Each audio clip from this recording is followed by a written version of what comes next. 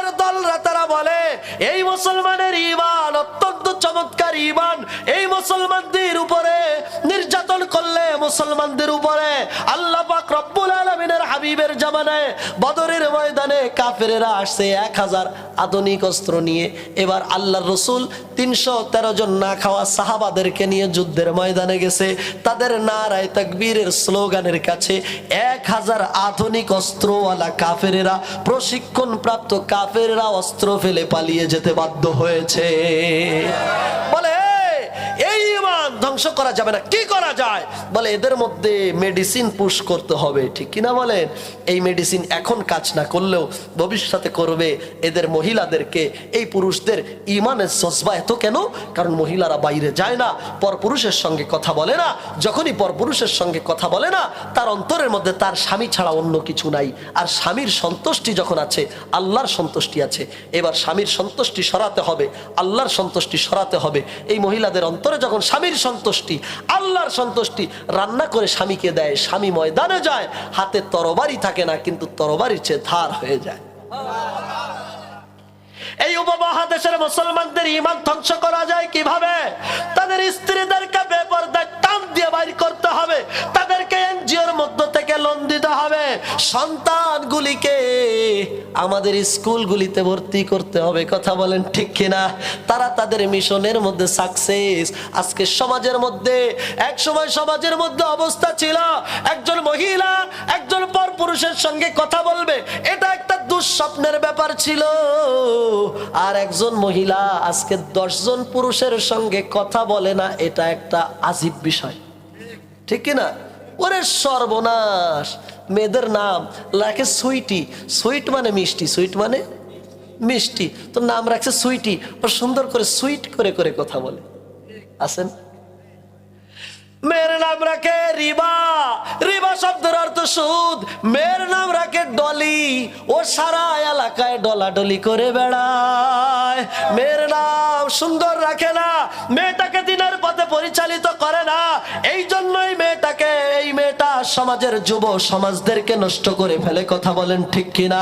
সমাজের মধ্যে মহিলারা বিয়ের পূর্বে তাদের সতীত্ব নষ্ট হয়ে যাচ্ছে, আছে নাকি নাই? বিয়ের পূর্বে স্বামী, বিয়ের পূর্বে এখনো স্বামী হয়নি, পরপুরুষের সঙ্গে রাত্রি যাপন করে, আছে নাকি নাই? এক সময় একটা দুঃস্বপ্ন ছিল, এটা কোনোভাবেই সম্ভব ছিল না। কিন্তু এখন 20 শতাব্দীর এখন যেই সময় এসেছে, আখরি জামানা 2025 সালে, এখন এটা কোনো ব্যাপার না। আল্লাহ পাক রব্বুল আলামিনের আল্লাহ তাআলা বলে, ও বান্দারে, নেক আমল করবি, করার মতো তোর নেক আমল তুই মনে করিস মসজিদে বসে জিকির কর। আলহামদুলিল্লাহ, সুন্দর কথা। তুই মসজিদে বসে জিকির করে এবার তুই দোয়া করিস, জিকির এবার দোয়া কর না। আল্লাহর বান্দা মসজিদে বসে 16 ডিসেম্বর, 21শে ফেব্রুয়ারি, 31শে ডিসেম্বর, 31 নাইটে জমিনের সব জায়গায় যখন গানের বাজনা, যখন 14ই ফেব্রুয়ারি সব জায়গায় ভালোবাসা, আল্লাহর বান্দা বলে জমিনের মধ্যে গোনা শুরু হয়েছে, গোনার মধ্যে থাকবো না, নেকির কাজে চলে যাব। উনি মসজিদে যে জিকির করে, আর ওনার মেয়েটা আর একজনের সঙ্গে পার্কে ঘোরে। আছে? ওরে সর্বনাশ! ওই দিন ওনার স্ত্রীর বয়স 40 বছর, মনে হয় স্ত্রীর বয়স মাত্র 16 বা 17। এমন ভাবে সুন্দর পোশাক পরে বাহিরে বের হয়, বের হয়ে একটা গোলাপ ফুল খোপার মধ্যে লাগিয়ে এবার রাস্তা দিয়ে হাঁটে। মুরব্বি আল্লাহর ঘরে বসে জিকির করে, দোয়া করে, রব্বানা ইয়া রব্বানা ইয়া রব্বানা। ফেরেশতা বলে কাম হবে না, কাম হবে না, হবে না। ও বন্ধু, ওয়াজ করব কোন জায়গায়? সারা গায়ে যদি ঘা থাকে, ওষুধ দেওয়ার জায়গা থাকে? যদি একটা জায়গায় ঘা হয় তো ওখানে ওষুধ দিয়ে ভালো করা যায়, কিন্তু আমাদের রোগটা সারা গায়ে। এই জন্য কথা বলতে গেলে একটু এদিক ওদিকে চলে যেতে হয়। তাহলে নেক আমল স্ত্রীদেরকে বেপরদায় বের করা। কথা বলে না, বলে ঠিক। কি ওয়াজ করতেছে আর কি বুঝতেছেন? নেক আমল স্ত্রীকে বেপরদায় বের করা না পর্দায় ঢুকানো। আলা কুল্লুকুম রাইন ওয়া কুল্লুকুম মাসউলুন। পয়গম্বর আরবি সাল্লাল্লাহু আলাইহি ওয়াসাল্লাম বলেন, প্রত্যেকটা মানুষ পুরুষকে জমিনের মধ্যে তত্ত্বাবধায়ক বানায় দেওয়া হয়েছে। তত্ত্বাবধায়ক প্রত্যেকটা মানুষকে তার বাড়ির জন্য একজন চেয়ারম্যান বানিয়ে দেওয়া হয়েছে। একজন মহিলা, আপনি মনে করেন মেয়েটা বেলাইন হয়ে গেছে, আমার কথা শোনে না, দোষ ও আল্লাহর নামে ছাইড়ে দিলাম, বলে না দুদু ওই কথা বলে জান্নাত পাওয়া যাবে। একজন মহিলা 4 জন পুরুষকে নিয়ে জাহান্নামে যাবে, বলে পাপী মরে, পাপী মরে 7 ঘর নিয়ে, এই পাপী কিন্তু 7 ঘর নিয়ে মরবে।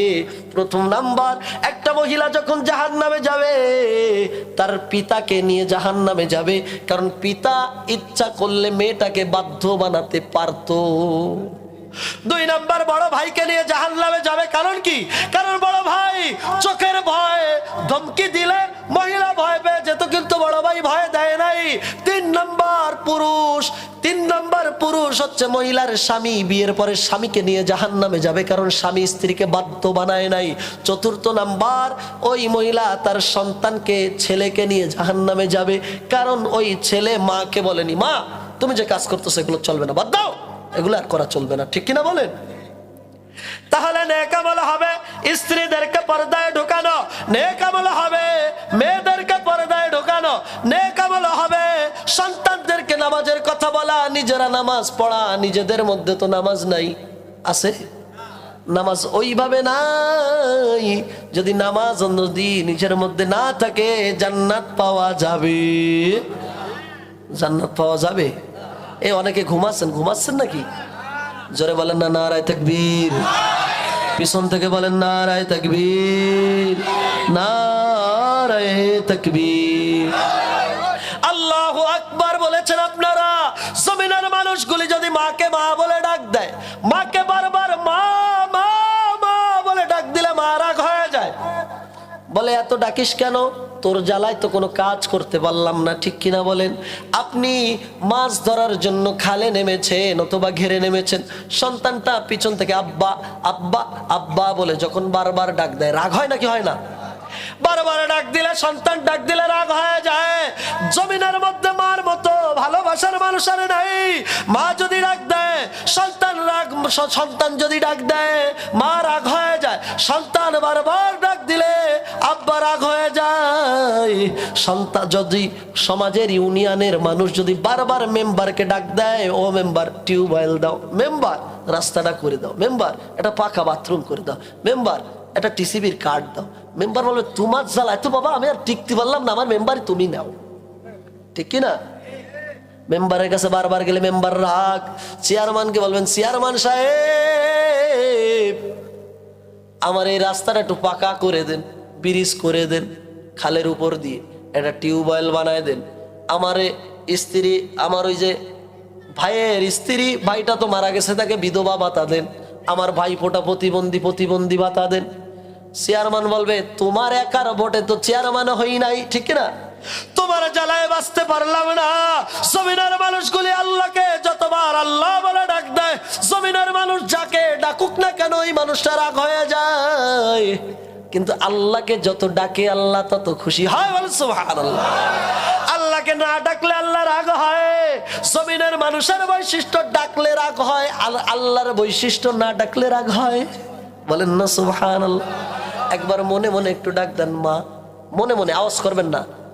দিছেন না ডাক, পাশের জন শুনছে, আপনার আম্মা তো শুনছে, অনেকে বলে হয় শুনছে, পাশের জন শুনেনি, মা শুনছে। আপনি আস্তে মনের মধ্যে মা ডাক দিয়েছেন, মা শুনে নাই, কিন্তু আপনি মনের মধ্যে আল্লাহ ডাক দেন না, আওয়াজ করে ডাক দেন আল্লাহ, আরো জোরে ডাক দেন আল্লাহ, আরো জোরে ডাক দেন আল্লাহ। আল্লাহ ঘন শ্যামপুরের দিকে তাকিয়ে, আল্লাহ ঘন শ্যামপুরের দিকে তাকিয়ে আল্লাহ বলে লাব্বাইক ইয়া আব্দি। বলে সুবহানাল্লাহ। আল্লাহ বলে বান্দারে কি বলবি বল। মাকে বারবার ডাক দিলে মা রাগ হয়, চেয়ারম্যান রাগ হয়, মেম্বার রাগ হয়, বাবা রাগ হয়। আল্লাহকে বারবার ডাক দিলে আল্লাহ খুশি হয়। যতবার বান্দা ডাক দেয় আল্লাহ ডাকের সাড়া দেয়। জোরে বলেন না নারায়ে তাকবীর, নারায়ে তাকবীর। আমার বান্দা যত ডাক দেয় আল্লাহ পাক রব্বুল আলামিনকে বেশি বেশি করে ডাকতে হবে নাকি হবে না? ঘনশ্যামপুরের ময়দান থেকে রাতের নিস্তব্ধতাকে ছিন্ন ভিন্ন করে আল্লাহকে আরেকবার ডাক দেন না আল্লাহ। আমরা আল্লাহকে জানিয়ে দিতে চাই, ও আমার রব, জমিনের মধ্যে নেতাকে ডাকছি, নেতার পিছনে ফলস স্লোগান দিছি, মিথ্যা স্লোগান দিছি, তোমার স্লোগানটা মিথ্যা দেব না। বলেন হুজুর, এ আবার কি? নেতার পিছনে মিথ্যা স্লোগান? বলে বল্টু ভাই ভয় নাই, বল্টু ভাই যেখানে আমি আছি সেখানে। বলে না, বল্টু ভাই ভয় নাই, রাজপথ ছাড়ি নাই। মিছিল হচ্ছে বল্টু ভাইয়ের পিছনে, 3 গাড়ি পুলিশ 13 খাদা থানা থেকে বের হইছে। বলে বল্টু ভাই ভয় নাই, রাজপথ ছাড়ি নাই, 3 গাড়ি পুলিশ থানা থেকে বের হলে একজনও ময়দানে নাই। ঠিক? বলে বল্টু ভাই যেখানে আমি আছি সেখানে। বল্টু ভাই কবরে, তুমি কেন উপরে? বল্টু ভাই কবরে, বল্টু ভাই মালয়েশিয়া, তুমি কেন এখানে? বলে বল্টু ভাই যেখানে আমরা আছি সেখানে। তার মানে জমিনের সমস্ত স্লোগান ফলস, সব স্লোগান মিথ্যা, একমাত্র আমার রবের স্লোগান এটা সত্য। বলেন না নারায়ে তাকবীর। আল্লাহ, তুমি তাকিয়ে দেখো, ঘনশ্যামপুরের মুসলমান তারা তোমার একত্ববাদের ঘোষণা দিচ্ছে। তারা বলছে কুল হুয়াল্লাহু আহাদ আল্লাহুস সামাদ লাম ইয়ালিদ ওয়া লাম ইউলাদ ওয়া লাম ইয়াকুল লাহু কুফুয়ান আহাদ। আমার আল্লাহ এক, আমার আল্লাহ অদ্বিতীয়, আমার আল্লাহর কোনো সংসার নাই, কোনো পরিবার নাই, আমার আল্লাহর স্ত্রী নাই, আমার আল্লাহর সংসার নাই, আমার আল্লাহর আগে নাই, পরে নাই, ডানে নাই, পিছে নাই, সামনে নাই, পিছনে নাই, উপরে নাই, নিচেই নাই। আমার আল্লাহ ছিলেন, আমার আল্লাহ আছেন, আমার আল্লাহ থাকবেন। কথা বলেন ঠিক কিনা? যে ছিলেন, যিনি আছেন, যিনি থাকবেন, তিনি কে? ঘুম ধরেছে না? প্রিয় হাজিরিন, আসেন না, নেক আমল আলোচনা চলছিল। কোথায় কোথায় নেক আমল? কোথায় নেক আমল? তাহলে বললাম, নিজেরা ইবাদত করা নেক আমল, স্ত্রীকে পর্দার মধ্যে রাখা নেক আমল, সন্তানকে দিনের পথে পরিচালনা করা নেক আমল, পিতামাতার খেদমত করা এটা নেক আমল। কথা বলেন ঠিক কিনা? আল্লাহর পয়গম্বর সাল্লাল্লাহু আলাইহি ওয়াসাল্লামের হাবিবে, আল্লাহর পয়গম্বরের ওফাতের পর ইসলামের প্রথম খলিফা যিনি হয়েছিলেন তার নাম হযরত আবু বকর রাদিয়াল্লাহু তাআলা। সুন্দর করে বলেন,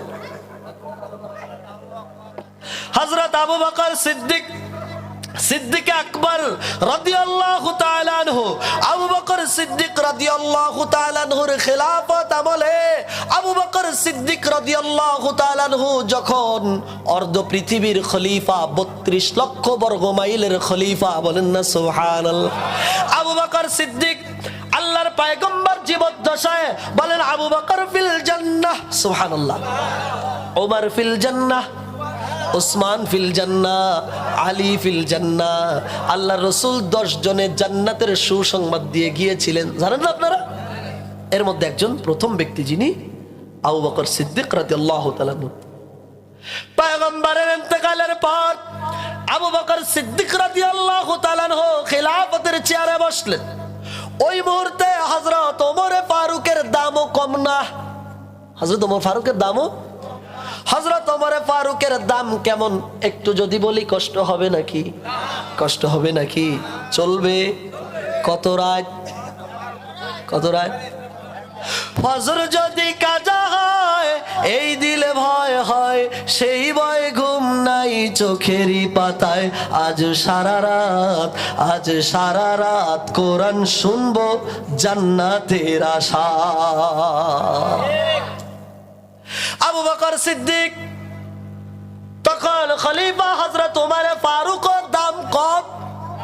হযরত ওমর ফারুকের দাম কেমন? পয়গম্বর ঘোষণা দিলেন, আনা খাতামুন নবিয়্যিন, আমি শেষ নবী, লা নবিয়্যা বাদি, আমার পরে আর কোন নবী।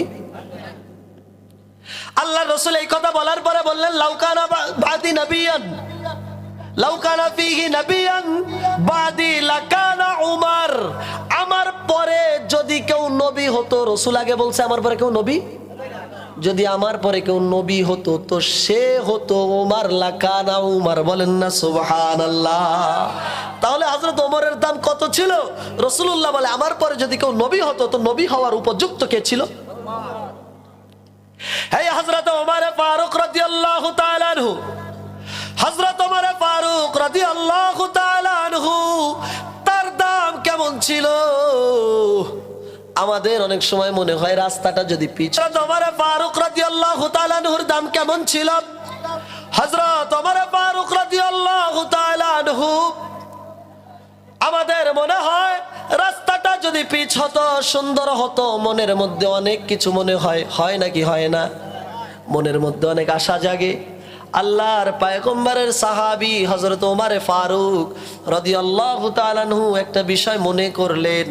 হযরত জিবরিল আমিন এসে রাসূলকে বললেন, ইয়া রাসূলুল্লাহ, ইয়া হাবিবাল্লাহ, আপনার ওমর এটা মনে মনে ভেবেছে, আল্লাহ তাআলা এই ভাবনাটাকে কোরআনের আয়াত বানিয়ে পাঠিয়ে দিয়েছে।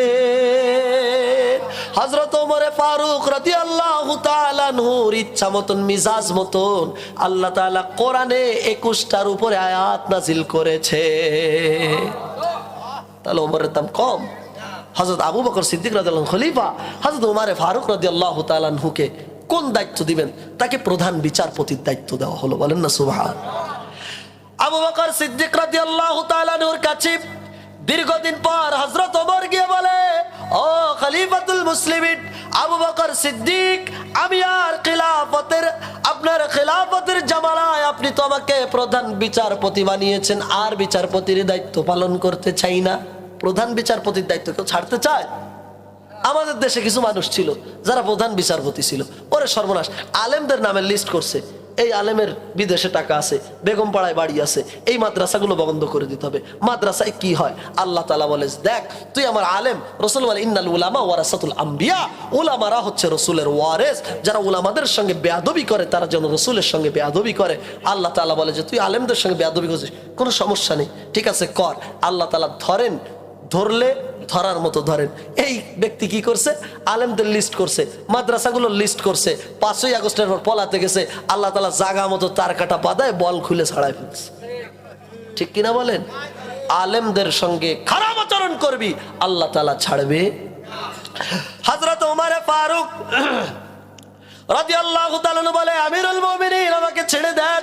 বলে, কেন ছেড়ে দিব? বলে, আমিরুল মুমিনিন, আমার কাছে এতদিন আমি এখানকার প্রধান বিচারপতি, একটা বিচারও আমার কাছে আসে না। কত সুন্দর ইনসাফ তারা কায়েম করেছিলেন। আজকে দেখলাম পিরোজপুরে আমাদের একটা বোন, তিনি কলেজে পড়ে, বোনটাকে রাস্তার পাশ থেকে হেঁটে যাচ্ছে, দিবালোকে প্রকাশ্যে 10 জন যুবক এরা ধরছে, ধরে সবার সামনে থেকে মেয়েটাকে টেনে নিয়ে নির্জনে নিয়ে 10 জন পালাক্রমে ধর্ষণ করেছে। এটা আজকের খবর, নিউজে আসছে। এটা 92% মুসলমানের দেশ। কথা বলেন ঠিক? লজ্জা হয় আজকে 92% মুসলমানের দেশে মানুষের সামনে, মুসলমানের সামনে একটা মেয়েকে নিয়ে ধর্ষণ করা হয়। আজকে যদি আপনার মেয়েকে নিত, কি করতেন? এই জন্য মুসলমান বাতিলের সঙ্গে আপোষ করা চলবে। একটা ঘটনা বলে শেষ করে দিব। কেমন নেক আমল সাহাবারা করতেন। পয়গম্বর আরবি সাল্লাল্লাহু আলাইহি ওয়াসাল্লামের ইন্তেকালের পর হযরত আবু বকর সিদ্দিক রাদিয়াল্লাহু তাআলা আনহুর শাসন আমলে একটা লিস্ট করা হলো, মদিনার মধ্যে কোন মহিলারা আছে, কোন পুরুষেরা আছে যারা দরিদ্র মানুষ, অর্থের জোগান নাই, অর্থ উপার্জন করার কেউ নাই, খাদ্য দেওয়ার কেউ নাই। অনেকে আছে যুদ্ধের ময়দানে গিয়ে তার পাটা কেটে গিয়েছে, 2টা হাত কেটে গিয়েছে, সাহায্য করার কেউ নাই, স্ত্রী নাই, সংসার নাই। এমন মানুষদের একটা লিস্ট করা হলো, লিস্টটা টাঙিয়ে দেওয়া হলো। এবার ওখান থেকে সাহাবাদেরকে বলা হলো, কে কার দায়িত্ব নিতে চাও? বুঝতেছেন না? এবার দিল, আমি অমুকের খেদমত করব, আমি অমুকের খেদমত করব, আমি অমুকের খেদমত করব। এভাবে করে প্রত্যেকের পাশে এক একজনের নাম লেখা। সাহাবারা দায়িত্ব পালন করেন, গিয়ে যে কাজগুলি আছে কাপড় চোপড় ধুয়ে দেন, যে যে কাজ আছে এগুলি করেন। হযরত আমিরুল মুমিনিন আবু বকর সিদ্দিকের শাসন আমলে হযরত ওমর ফারুক রাদিয়াল্লাহু তাআলা আনহু চিন্তা করলেন, দেখলেন একজন বুড়িমার নামের পাশে কোনো টিক নাই, কোনো নাম লেখা নাই। এই বুড়িমার কাজটা একটু আমি করে দিব। তিনি একদিন কাউকে না বলে তিনি একদিন নির্জনে চলে গেলেন। তিনি গিয়ে মহিলার বাড়ির দরজা খটখটালেন। সকালে যখন খটখটালেন, মহিলা খুলে দেয়, দিয়ে বলে, কে গো মানান্তা? বলে, আনা ওমরে ফারুক। বলেন না সুবহানাল্লাহ। বলে, কে তুমি? বলে, আমি ওমরে ফারুক। কেন আসছো? বলে, মাগো আমি আসছি আপনার কাজ করার জন্য। বলে, আব্বাজান আমার তো কাজ অনেক আগে থেকেই কে যেন এসে করে দেয়। খলিফাতুল মুসলিমিন দ্বিতীয় খলিফা হযরত ওমর, তখনও তিনি খলিফা হননি, প্রধান বিচারপতি। তিনি মনে করলেন আজকে এক কাজ করা যায়, আজকে আমি ফজরের পরপর ফজরের নামাজ পড়ে চলে যাব, কারণ যেই ব্যক্তি সকালে আমি গিয়ে দেখি কাজ করছে, তিনি ফজরের পরে আসছে, ঠিক না? তিনি গেলেন, ফজরের পর গিয়ে দেখেন কাজটা করা হয়ে গিয়েছে। বলেন না সুবহানাল্লাহ। বলে, মাগো কে করে দেয়? মহিলা বলে, ও উমর, আমি বৃদ্ধা মানুষ, যুদ্ধের ময়দানে আমার স্বামী শহীদ, আমার সন্তানেরা শহীদ, চোখে ভালো দেখি না, আমি বাথরুম করি, আমার কাপড়গুলি ময়লা হয়, আমার খাবার দাবারের ব্যবস্থা, আমার থালাবাটি ধুয়ে দেয়। বলেন না সুবহানাল্লাহ। আমার কাপড়গুলি পরিষ্কার করে দেয়, ঘরটা ঝাড়ু দিয়ে দেয়, আমার জন্য কূপ থেকে পানি কোন আল্লাহর বান্দা এনে দেয়, তার নামটা আমি জানি না। বলেন না সুবহানাল্লাহ। এবার হযরত ওমরে ফারুক 2-3 দিন এইভাবে গেলেন। কোন সময় গেলে তাকে পাওয়া যায়? গেলেন না? হযরত ওমরে ফারুক রাদিয়াল্লাহু তাআলা আনহু একদিন ইচ্ছা করলেন, কোন আল্লাহর বান্দা এমন আছে যিনি মদিনার মধ্যে কাউকে ধরা দেয় না, কাউকে ছোঁয়া দেয় না, কিন্তু বিধবা একজন মহিলার কষ্ট সহ্য করতে পারে না। বলেন না সুবহানাল্লাহ। ওমর ফারুক রাদিয়াল্লাহু তাআলা আনহু একদিন এশার পর থেকে তিনি ওখানে অপেক্ষা করা শুরু করে দিলেন, কে আসে কে আসে। মহিলার বাড়ির পাশে একটা কর্নারে বসে থাকলেন। আমিরুল মুমিনিন ওমর ফারুক রাদিয়াল্লাহু তাআলা আনহু দ্বিতীয় খলিফা তখনও হননি, প্রধান বিচারপতি তাকিয়ে দেখে একটা মানুষ মদিনার পাথরের জমিন থেকে আস্তে আস্তে করে হেঁটে আসতেছে। আল্লাহ বলে, ওয়াবিলুস সালিহাত, এ বান্দা ঈমানের সঙ্গে নেক আমল করতে হবে। এবার তিনি বললেন, কে আসে? তাকিয়ে থাকলেন, তাকিয়ে থেকে দেখতেছে যখন কাছে আসে ব্যক্তিকে হযরত আবু বকর সিদ্দিকের মতো মনে হয়। আবু বকর সিদ্দিক তখন অর্থ পৃথিবীর বাদশা। আবু বকর সিদ্দিক রাদিয়াল্লাহু তাআলা আনহু যখন চলে আসলেন, হযরত ওমরে ফারুক দেখে আবু বকর সিদ্দিক রাদিয়াল্লাহু তাআলা আনহুর চপ্পল জুতা দুইটি বগলের নিচে। বলে, আমিরুল মুমিনিন এত রাত্রি আপনি কেন আসছেন? বলে, ওমর তুমি যখন ধরে ফেলছো আমি তো খলিফা, আমি তো খলিফা, আমাকে কোনো সাহাবারা কাজ করতে দিতে চায় না, এই কারণে নামটা ফাঁকা রাখছি, আমি একা একা এসে কাজ করে দেই। যদি আমি ওই নামের লিস্টটা নিতে যেতাম অনেকেই বলতো, খলিফা আপনি করতে পারবেন না, আমরা করবো, ঠিক কিনা বলেন? বলে, খলিফা করা যাবে না, এই জন্য ফাঁকা রেখেছি। উমর তুমি কেন আসছো? হযরত ওমর বলে, খলিফাতুল মুসলিমিন এতদিন যাবত আমি এই মহিলার, এই যে মহিলার কাজ করার জন্য আসছি, কিন্তু সুযোগ পাই না। আজকে আমি চিন্তা করলাম, কে এমন সহৃদয়বান ব্যক্তি মদিনার মধ্যে আছে যে এসে মানুষের মহিলাদের কাজ এমন ভাবে করে দিয়ে যায়, দেখার জন্য বসে আছি। আমিরুল মুমিনিন আসছেন, ভালো কথা, জুতাটা বগলে কেন?